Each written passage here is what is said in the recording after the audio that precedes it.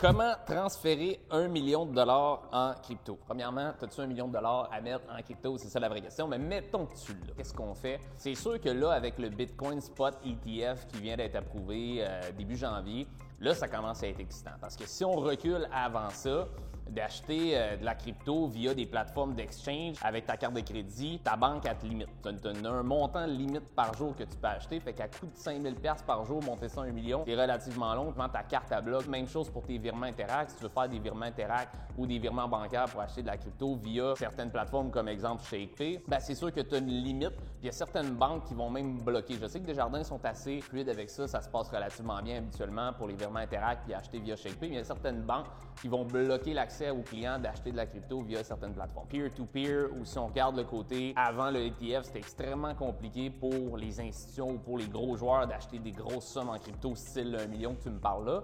Mais si on regarde dans le futur avec le spot Bitcoin ETF, bien, ça va être de plus en plus facile pour les institutions, pour les gros joueurs, d'acheter via justement des ETF, acheter via des contrats avec des grosses institutions comme exemple BlackRock ou Fidelity ou plein d'autres. Je pense qu'il y en a une dizaine qui ont été approuvés. Fait que là, ça va devenir de plus en plus facile de dire, regarde, là, je mets 1 million dans le marché avec ces ETF-là, puis beaucoup plus de garanties, beaucoup plus de sécurité que d'acheter via des plateformes d'échange ou certaines plateformes que tu n'as pas nécessairement 100% de contrôle puis tu n'as pas de garantie. ETF, tu as 1 million, je pense qu'avec la nouvelle du 11 janvier, les spots Bitcoin ETF deviennent une solution assez majeure pour quelqu'un qui dit « moi, je veux me lancer avec 1 million dans le marché rapidement » sans faire des tranches de 500 par jour pour monter sur 1 million.